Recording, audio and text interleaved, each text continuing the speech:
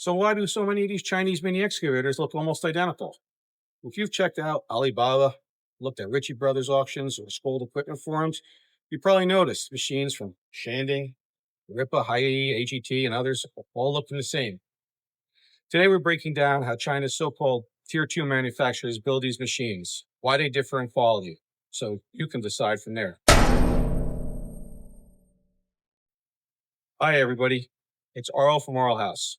In this video, we'll look at why Chinese minis all look alike, what sets quality apart despite the shared parts, how reverse engineering works, the economics of selling inexpensive excavators, and advice for buyers who wanted to separate the diamonds from the rough. Let's start with design. Many of these companies are based in Shandong province, China. They tend to use shared blueprints. Basically, one factory copies a proven design, then others copy the copy.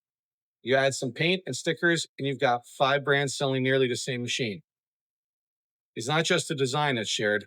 Often the same welders and fabrication shops are producing frames for multiple brands. In some cases, one manufacturer handles the entire build, while others simply buy the components from the same suppliers and perform the final assembly. And it gets even murkier. Some of these machines are literally rebadged. The exact same excavator might be sold as a Shanding or a Rippa or under another importer's label. In fact, certain factories sell unlabeled or white label machines, so a dealer can slap on their own brand logo and call it exclusive.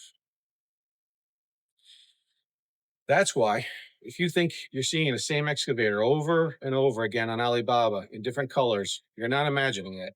A lot of these units are nearly identical under the paint. Now, why is that possible? Because mini excavators are fairly modular. You bolt together an off-the-shelf engine, a hydraulic pump, tracks, cylinders, drive motors, and so forth to a steel frame. In fact, you'll often find genuine Kubota 722 or 902 engines inside some of these machines. That's the exact same one that Kubota uses. So the design isn't the issue, it's the execution. Even when the blueprints and parts are the same, the results can be drastically different. Think Harbor Freight Predator versus Honda. One lasts a few hours, the other many more. Buyers often report small but typical issues: flimsy attachments, misaligned engine doors, cooling problems, wiring crimps falling off, and poor quality fluids. Others say newer models from brands like Rippa are improving with beefier loader frames and better protected hoses.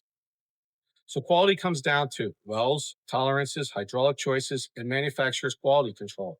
A Shanding might feel commercial grade, while other brands feel more like an erector set. How do they get these designs? Simple. Reverse engineering. Factory buys a Kubota or Yanmar, tears it down, measures everything, and builds a copy. They might cut corners with cheaper steel or skip bushings, but the geometry is nearly the same. Because engines and hydraulics are often purchased from the same suppliers worldwide, a Chinese clone can run a real Kubota motor with a cheaper chassis. Patents in China, they're not really enforced strongly, especially on older models. So copycats thrive. And here's the real head scratcher. How do dozens of these companies all make money selling nearly identical machines? The answer is low costs and thin margins. Factories in smaller Chinese cities operate with lower wages, lower overhead, and very little R&D or marketing. They often share suppliers. Maybe one factory makes undercarriages for everyone. Another sells the same hydraulic pumps to 10 brands. That drives the cost of a full excavator minus the engine to just a few $1,000s. One industry insider pointed out that a brand new Kubota 722 engine costs about $5,000 in the US. That's more than some of the entire 1-ton Chinese gas excavators. So when they sell a complete unit for 5 to 10 grand, there's still room for profit. It's a classic high volume, low margin business, propped up by huge global demand. Customers who would never pay 30 grand for a Kubota, they might take a chance on a cheaper knockoff. If you're an importer or buyer, how do you pick the better machine? What company? Well, there's a few key steps. 1, reputation. Forum reviews are gold. In 2025, Huayee was often rated above Rippa for build quality, while lesser known brands such as Shanding are eventually reviewed as buyers post their experiences. Components. Ask what engine and hydraulics are used. A real Kubota Yanmar engine or an Eaton pump is a big plus. Fit and finish. Look closely at the welds, the paint, the hose routing, the grease fittings. Sloppy details predict bigger issues. And experience. Some of the companies also act as OEMs for larger brands or export to Europe, which require stricter standards. Support.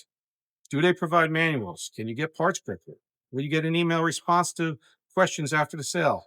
Many don't, but the better factors will. I'll say that my experience with Shanding has been excellent so far, from the ordering process, the quick responses, and the overall support that I've got. However, all these companies operate differently, and doing your homework helps to separate the solid machines and manufacturers from the disposable ones. In the end, all of these excavators may look alike, but they're not equal. The design is copied, but the execution varies. Some can be reliable workhorses for a small contractor or farm, while others are headaches to buyers with limited mechanical know-how. So if you're considering, don't just look at price. Ask the hard questions. Research the brands. Learn from other owners' experiences. If you found this breakdown helpful, hit the like button, subscribe, and let me know in the comments. Would you take a chance on a Chinese Mini, or would you stick with the name brands?